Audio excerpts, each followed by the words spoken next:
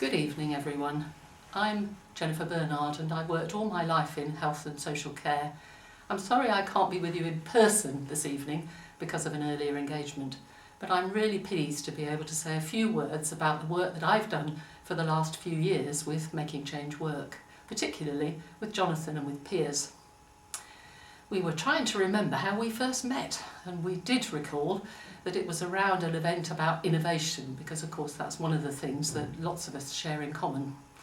But what then happened was that I was asked to set up the Skills Academy for Social Care, and I needed some help. I particularly needed some help with two important projects, both of them brand new.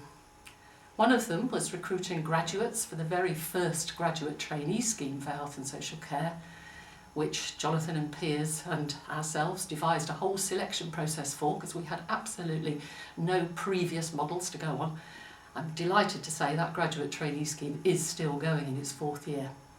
But the second project, which involved people directly who'd not long left the forces, was a quite complicated project involving personalisation and the views of users of social services. Now, personalisation in itself is a bit of a mouthful. What it means in social care speak is trying to make sure that people who use services get something that works for them and not just a standard package of services. So what we had was John, straight out of being a helicopter pilot, introduced by Jonathan and peers, so I had some confidence in their selection.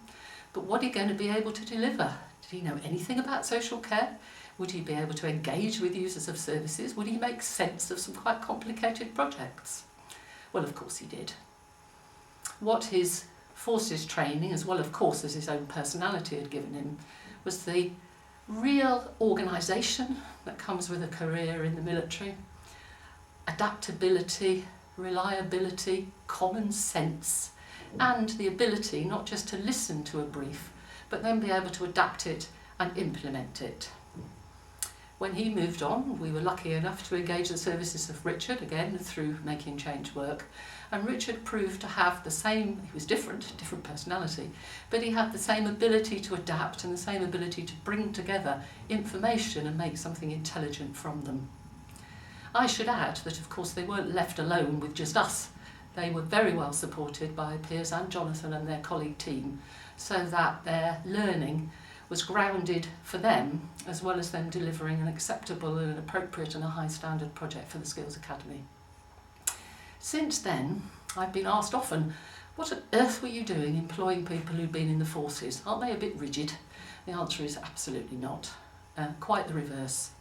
The ability to be able to depend on people matters hugely when you're running complicated projects.